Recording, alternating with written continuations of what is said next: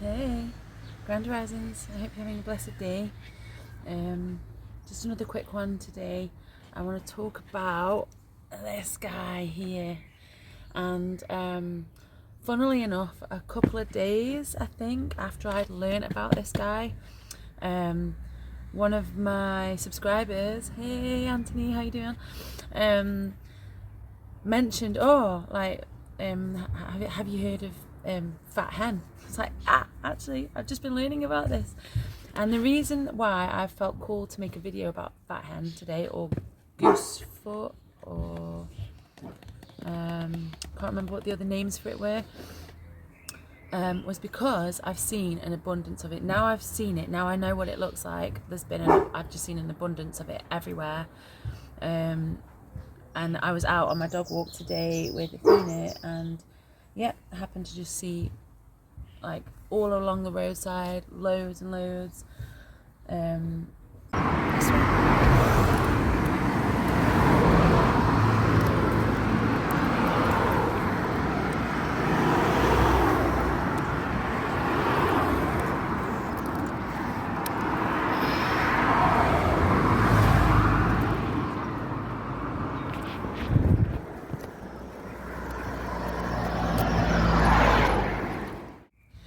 And when I noticed this guy has self-seeded in this pot. Can't remember what I originally put in here, but what I originally put in isn't growing. So this guy self-seeded. There's a little nettle in there as well.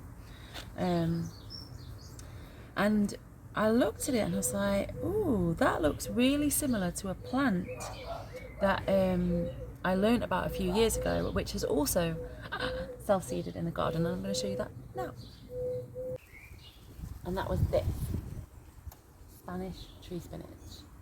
I first came across this a couple of years ago at the community garden, and what I noticed it for was its purple dusting on its leaves, and I was like, that's really pretty. And the person that was telling me about it was saying, like, yeah, it's Spanish tree spinach. It's a relative of quinoa, and you can actually use the purple dusting as like a natural eyeshadow, which I thought was pretty cool.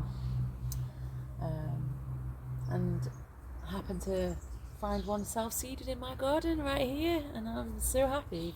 Apparently it can grow really, really tall, and you can eat the small leaves, you can eat the young leaves. It's like really nutritious, and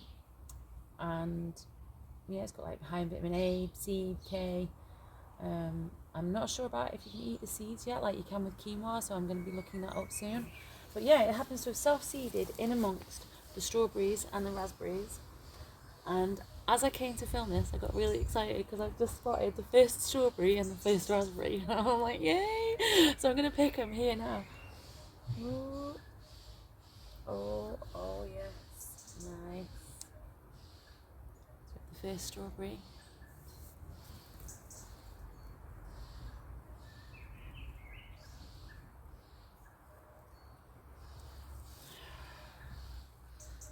And the first raspberry. Like, wow. Now I haven't netted these ones this year because I've only just put them in, and I kind of wanted them to just be this year. I didn't want to really pick them, like to cultivate them. I just wanted them to be and just see what happened. You know, let the birds have a little nibble at them, hoping that it kind of kept them off the rest of the stuff, because I've just not gotten around to netting stuff yet.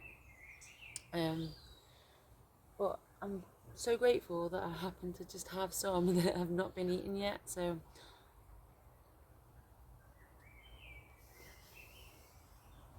wow. Okay, that was a good strawberry. Wow. Now for the raspberry. Oh. Wow. Yeah, I'm very happy with that. That was amazing. Really tasty. Okay, back to Fat Hen. See, as you can see, the Spanish tree spinach is very similar looking, like to this guy. The shapes of the leaves. It does appear to have like dusting on it, but it's not purple. So yeah, that one kind of looks prettier. But these ones, you can just pick the leaves off, the young leaves, and you can use it as you would spinach. Put it in with your salad. It's highly nutritious.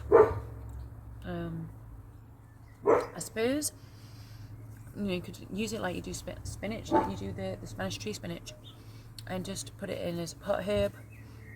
Put it on salads, like I said.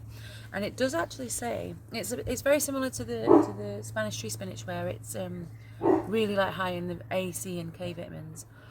But it does actually say that you can eat the seeds of this. You can like collect the seeds. They're like black, very similar to quinoa, and you can ground them up to make like flour and make pancakes or bread with them. So I'm gonna let this guy flour and do its thing, and see if I can go on a little foraging mission to collect some of the seeds. I have been collecting the ribwort seeds, which is pretty cool. I've got loads of ribwort in the front garden, which I'm going to be drying out to sort of use as drying out and then like blitzing that up and then adding it into like balms for like insect bites and stuff. So but yeah, the ribwort seeds you can use as flour, so I'm hoping to maybe like make a mix and see how that goes. So that's something I'm looking forward to doing.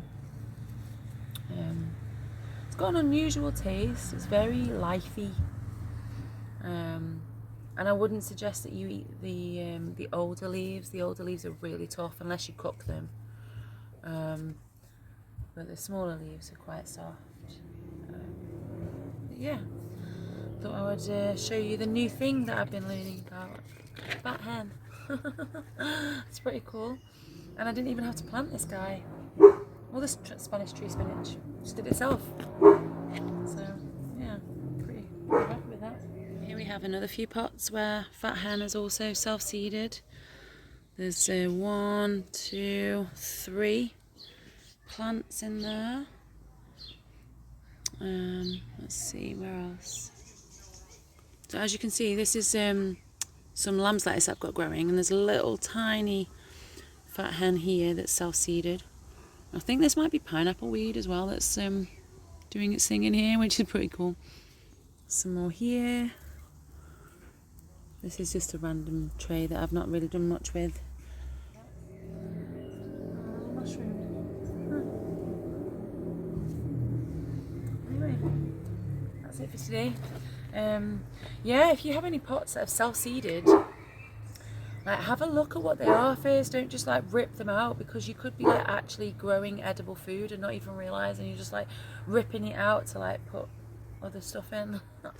And you know, I know it doesn't look pretty. It does actually look quite scary, I suppose, doesn't it really? But having a lot of like little tubs and containers that you allow to self-seed and just let grow is really good for the biodiversity of the garden.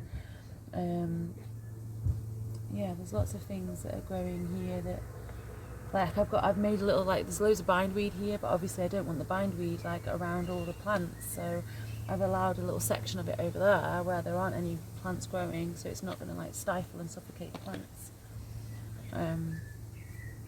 Yeah, everything is needed. Even Fat Hen. Anyway, thank you for watching and doing all the things, the liking and the subscribing and the donating. So thank you so very much for all of that. I've been blown away by everybody's support and kind words, and yeah, just thank you. I love you. Blessings on your day.